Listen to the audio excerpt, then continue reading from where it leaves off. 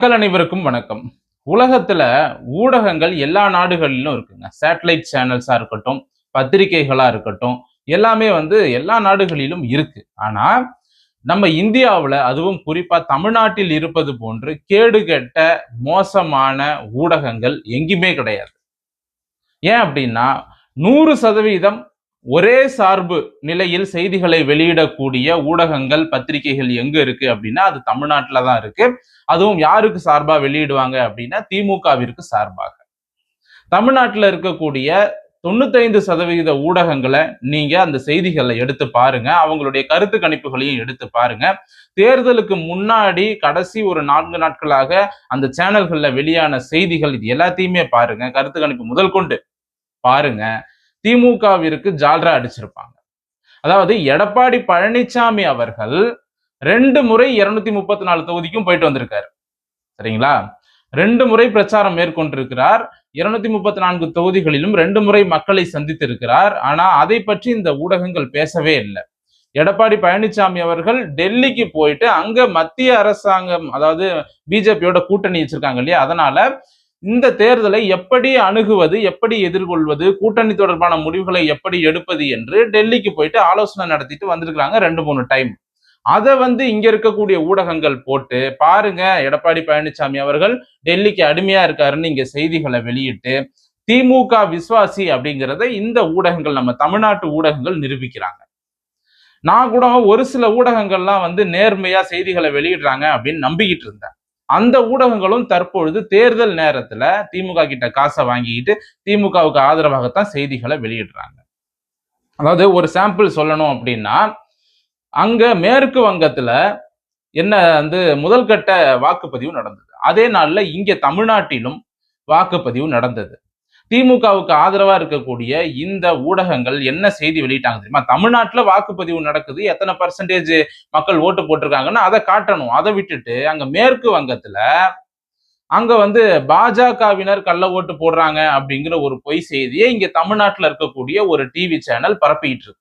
அதுவும் எந்த நேரத்துல பரப்புது அப்படின்னா, இங்க தமிழ்நாட்டுல மக்கள் ஓட்டு போட்டுட்டு இருக்காங்க, எலெக்ஷன் அன்னைக்கு அந்த செய்தியை போடுறாங்க. அங்க மேற்கு வங்கத்திலும் ஒரே நேரத்துல எலெக்ஷன், இங்க தமிழ்நாட்டிலயும் அங்கேயும்.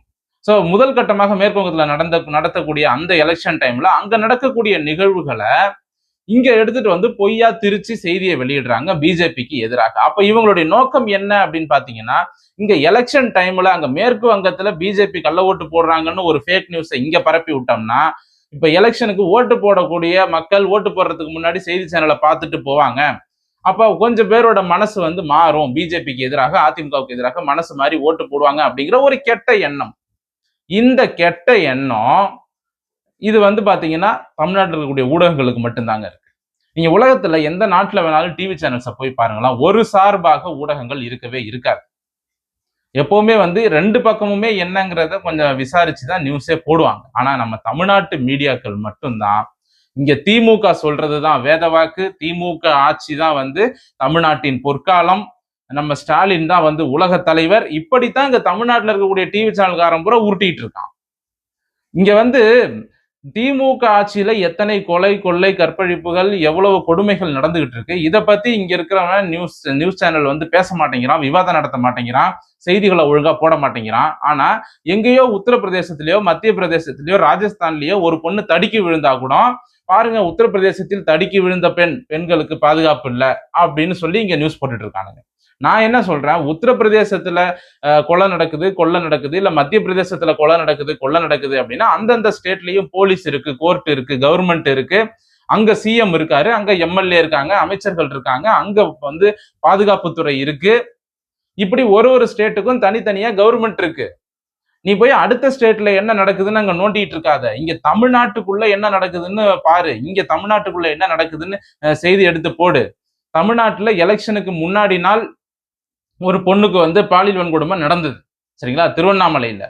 அதை நடக்கவே இல்லை அப்படின்னு காவல்துறையை விட்டு சொல்ல வச்சிருக்குது இந்த திமுக. இந்த ஊடகங்களும் அதுக்கு ஜால்ரா அடிச்சு நியூஸ் போடுறாங்க. ஐயோ, எலெக்ஷனுக்கு முன்னாடி நாள்ல ஒரு பெண்ணுக்கு பாலியல் வன்கொடுமையா, இந்த நியூஸ் அப்படியே மூடி மறைச்சிருங்க, வெளியே சொல்லாதீங்க அப்படிங்கிற மாதிரி இந்த ஊடகங்கள் அதை பத்தி அதிகமா பேசவே இல்லை. அப்படி ஒரு சம்பவமே நடக்கலைங்க, இது பொய் செய்தி அப்படின்றாங்க. எப்படி வாய் கூசாம பொய் பேசுறீங்க? விசாரிச்சீங்களா?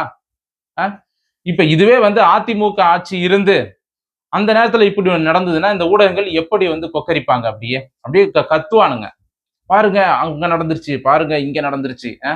நான் என்ன கேட்கிறேன், எதுக்கு இந்த மானங்கெட்ட பொழப்பு அப்படின்னு கேட்கிறேன். யார பார்த்து கேட்கிறேன் அப்படின்னா, இந்த ஊடகங்களை பார்த்து கேட்கிறேன். உண்மையிலே சொல்றேங்க, தமிழ்நாட்டில் இருக்கக்கூடிய ஊடகங்களைப் போல கேவலமான அயோக்கிய பிறவிகள் யாருமே கிடையாது. இவனுங்க வந்து மோசமானவனுங்க. அதாவது தமிழ்நாட்டுல வந்து இந்த ஊடகங்கள் இல்ல அப்படின்னா தமிழ்நாடு உண்மையிலேயே நல்லா இருக்கும். இப்ப இருக்கக்கூடிய இந்த ஊடகங்கள் காலங்காலமா ஒரு 60 வருஷமா நானும் பார்த்துட்டு இருக்கேன். தமிழ்நாட்டு ஊடகங்கள் திமுகவுக்கு தான் ஜால்ரா அடிச்சிட்டு இருக்காங்க. இன்னைக்கு நேத்து இல்ல. கருணாநிதி என்னைக்கு முதலமைச்சர் ஆனாரோ அன்னையில இருந்து இந்த ஊடகங்கள் திமுகவுக்கு தான் ஜால்ரா அடிக்குது. அது வந்து அச்சு ஊடகங்களா இருந்தாலும் சரி, இல்ல காட்சி ஊடகங்களாக இருந்தாலும் சரி, இது ரெண்டுமே வந்து திமுகவுக்கு ஜால்ரா. சோசியல் மீடியாவை மட்டும் திமுகவால கட்டுப்படுத்த முடியல. அதையும் இப்ப வந்து டிவி சேனல்காரன் ஒருத்தன் வந்து ஒரு ஆங்கர் பேசுறான். என்ன பேசுறான் அப்படின்னா, இந்த சோசியல் மீடியாவெல்லாம் திமுக இப்ப 2வது முறை ஆட்சிக்கு வந்த உடனே கட்டுப்படுத்தணும். சோசியல் மீடியாவில் திமுகவுக்கு எதிராக பேசக்கூடியவங்களெல்லாம் வந்து கட்டுப்படுத்தணும், யார் யாருன்னு கண்டுபிடிச்சு அவங்கள பேச விடாம தடுக்கணும் அப்படின்னு ஒருத்தன் பேசிட்டு இருக்கான். எதுக்கு இந்த மானங்கட்டு, எதுக்கு இந்த தேவையில்லாத வேலை உங்களுக்கு? அப்போ உங்களுக்கு வந்து ஒரு பயம் இருக்கு. சோசியல் மீடியாவை கட்டுப்படுத்த முடியல, சோசியல் மீடியாவில் உண்மை வெளியில வந்துருது. சோசியல் மீடியால உண்மை வெளியில வர்றதுனால மக்கள் வந்து விழிப்படைகிறாங்க. மக்களுக்கு உண்மை போய் சேர்ந்துருது. நம்ம வந்து சேட்டலைட் சேனலையும் பத்திரிகைகளையும் கட்டுப்படுத்துறோம், ஆனா சோசியல் மீடியாவை கட்டுப்படுத்த முடியல, கண்ட்ரோல் பண்ண முடியல அப்படிங்கிற ஒரு எண்ணம் வந்து அவங்களுக்குள்ள இருக்கு. அது அவங்களுக்கு தெரியுது. அதனாலதான் இந்த சோசியல் மீடியாவையும் கட்டுப்படுத்தணும் அப்படிங்கிற ஒரு கெட்ட எண்ணத்தோட இன்னைக்கு இந்த சேட்டலைட் சேனல்ல உட்காந்து பேசிட்டு இருக்கானுங்க. சோசியல் மீடியாவை திமுக ஆட்சிக்கு வந்த உடனே கட்டுப்படுத்தணுமா? எதை கட்டுப்படுத்தணும்? இதே சோசியல் மீடியாவில் திமுகவுக்கு ஜால்ரா அடிச்சு எத்தனை பேர் பேசிக்கிட்டு இருக்கான்? நான் பேர் சொல்லட்டுமா வரிசையா? எவ்வளவு பேர் பேசிக்கிட்டு இருக்கான் திமுகவுக்கு ஆதரவாக. சோசியல் மீடியாவில் கடவுள்களை இழிவுபடுத்தி தினம் தினம் வீடியோ போட்டுட்டு இருக்கான். பெரும்பான்மை மக்கள் வணங்கக்கூடிய இந்து கடவுள்களை இழிவுபடுத்தி, தமிழ் கடவுள் முருகனை இழிவுபடுத்தி வீடியோ போட்டுட்டு இருக்கானுங்க சோசியல் மீடியால. ஏன் அதை போய் திமுக வந்து கேட்க வேண்டியதானே? நீங்க தான் வந்து இந்துக்களுக்கு எதிரானவங்க இல்ல அப்படின்னு சொல்லி பேட்டி எல்லாம் கொடுக்குறீங்க. திமுக இந்துக்களுக்கு எதிரான கட்சி இல்ல, திமுகல 90% இந்துக்கள் தான் இருக்காங்கன்னு பேசுறீங்கல்ல. போய் ஏன்டா வீடியோ போடுற, ஏன்டா முருகன் அசிங்கப்படுத்தி வீடியோ போடுற, எதுக்கடா சிவபெருமான கிண்டல் பண்ணி வீடியோ போடுறேன்னு போய் கேளுங்க. அப்ப அங்க வந்து சோசியல் மீடியாவை தவறா பயன்படுத்தக்கூடிய நபர்கள் இருக்காங்கல்ல, அவங்கள போய் கேளுங்க. திமுகவிற்கு எதிராக பேசினா உடனே வந்து அரஸ்ட் அப்படின்னு பேசுறாங்க. இங்க திமுகவுக்கு எதிராக யாரும் பேசல. திமுக நீங்க செய்யக்கூடிய தவறுகளுக்கு எதிராகத்தான் பேசிட்டு இருக்காங்க. திமுகவை தனிப்பட்ட முறையில யாரும் பேசல. நீங்க செய்யக்கூடிய ஆட்சி மிகவும் கேவலமா இருக்கு, உங்க ஆட்சி வந்து சரியில்லை, உங்க ஆட்சியில சட்டம் ஒழுங்கு சரியில்லை, 5 வருஷமா வந்து வருஷத்துக்கு 1 லட்சம் கோடி 5 லட்சம் கோடி கடன் வாங்கியிருக்கீங்களே தவிர அந்த கடன் வாங்கின அந்த 5 லட்சம் கோடிக்கு இது வரைக்கும் கணக்கு காட்டியிருக்கீங்களா? அந்த பணத்துக்கு வந்து எவ்வளவு பணம் செலவு பண்ணிருக்கோம், எந்தெந்த திட்டங்களுக்கு எவ்வளவு பணம் செலவு பண்ணிருக்கீங்க, ஏதாவது கணக்கு காட்டியிருக்கீங்களா? இப்படி வருஷத்துக்கு 1 லட்சம் கோடி வாங்கி 5 வருஷத்துக்கு 5 லட்சம் கோடி வாங்கி தமிழ்நாட்டை கடங்கார மாநிலமா மாத்தினது தானே உங்க ஆட்சி. சட்டம் ஒழுங்கு நல்லா இருந்ததா? பெண்களுக்கு பாதுகாப்பு இருந்ததா? எவ்வளவு மோசமான ஆட்சியை வந்து மக்கள் பார்த்திருக்காங்க கடந்த 5 வருஷத்துல. இதையெல்லாம் சொன்னா இந்த மாதிரி தவறுகள் நடக்கிறத சுட்டி காட்டினா உடனே வந்து அவன் திமுகவுக்கு எதிராக பேசுறான்னு நீங்களே வந்து கற்பனை பண்ணிக்கிறது. உங்க ஆட்சியில நடக்கக்கூடிய அவலங்களை எடுத்து பேசணுங்க. நீங்க செய்யக்கூடிய தவறுகளை ஒருத்தன் எடுத்து பேசினாதான் இந்த தவறுலாம் நடக்குதுன்னு நீங்க அடுத்த முறை திருத்திக்க முடியும். இதை வந்து நல்ல ஆட்சியா இருந்திருந்தது அப்படின்னா, நல்லவர்கள் ஆட்சி செஞ்சிருந்தாங்கன்னா சரி ஓகேப்பா, நம்ம ஆட்சியில இவ்வளவு தப்பு நடக்குது பாரு, சோசியல் மீடியால எல்லாரும் பேசிட்டு இருக்காங்க, அதெல்லாம் மாத்தணும் அப்படின்னு ஏதாவது சில நடவடிக்கைகளை நீங்க எடுத்திருப்பீங்க. நல்லவர்களா இருந்தா எடுத்திருப்பீங்க. திமுக இருக்கவங்க நல்லவங்களா?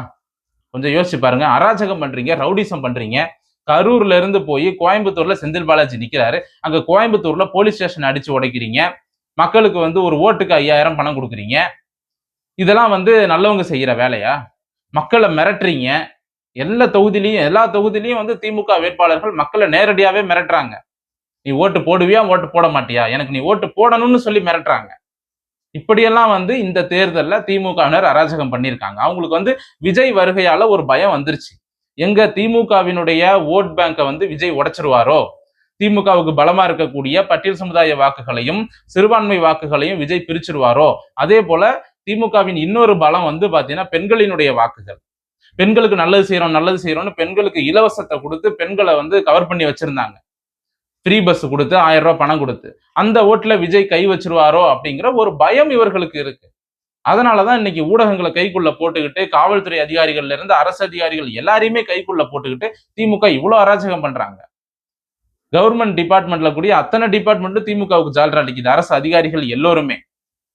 எதுக்கு இந்த அரசு அதிகாரிகள்லாம் இப்படி இருக்கீங்க? தேர்தல் அதிகாரிகள் முதற்கொண்டு கள்ள ஓட்டு போட்டாங்கன்னு ஏகப்பட்ட இடத்துல பிரச்சனைகள். வயசானவங்களுக்கு வந்து நான் சொல்லி காட்டுறேம்மா, பட்டன் எங்க இருக்குன்னு நான் சொல்லி காட்டுறேன்னு சொல்லி அப்படியே கூடவே போய் கள்ள ஓட்டு போட்டு வந்துடுறீங்க. இந்த மாதிரி வந்து நிறைய ஊர்ல சம்பவம் நடந்திருக்கு. ஆதாரத்தோட தாவேகா கட்சியினர், பிஜேபி கட்சியினர், அதிமுகவினர் எல்லாம் வந்து அந்த அதிகாரிகள்கிட்ட சண்டை போட்டிருக்கிறாங்க. பல வீடியோக்கள் வெளியாகி இருக்கு. அந்த வாக்கு அதாவது இந்த வாக்கு பெட்டி வைத்திருக்கக்கூடிய இடத்துல சிலர் அத்துமீறி உள்ள நுழைஞ்சதாகவும் அதற்கான சிசிடிவி ஆதாரங்கள்லாம் அழிக்கப்பட்டிருக்கு அப்படின்னு சிசிடிவில வந்து 2 மணி நேரம் வந்து கம்மியா காட்டுது, ஒரிஜினல் டைம் வேற. அப்போ உள்ள யாரோ போயிருக்காங்களா, டைம் மாத்திருக்காங்க, நிறைய இடங்கள்ல வாக்கு பெட்டிகள் உடைஞ்சிருக்கு. அதெல்லாம் வந்து சீல் பண்ணிட்டு போனதுக்கு அப்புறம் அதை பிரிச்சிருக்காங்க அதிகாரிகள். எதுக்கு பிரிச்சாங்க? இந்த மாதிரி எதற்காக தில்லுமுள்ளு வேலைகளை செய்றீங்க? ஏமாத்து வேலைகளை ஏன் செய்றீங்க? இப்படி எல்லாம் ஏமாத்து வேலைகள் செய்யறதுனாலதான் திமுக நிலை மக்களுக்கு பிடிக்கல. தமிழ்நாட்டுல தற்பொழுது 80% மக்கள் திமுகவுக்கு எதிரா இருக்காங்க. ஆனா இந்த ஊடகங்கள் திமுக தான் மறுபடியும் ஆட்சிக்கு வரும், திமுகவிற்கு எதிரான மனநிலை இங்க இல்ல அப்படிங்கிற மாதிரி இவங்க செய்திகளை வெளியிடுறாங்க. இதை விட வெக்கக்கேடு வேற என்ன வேணும்?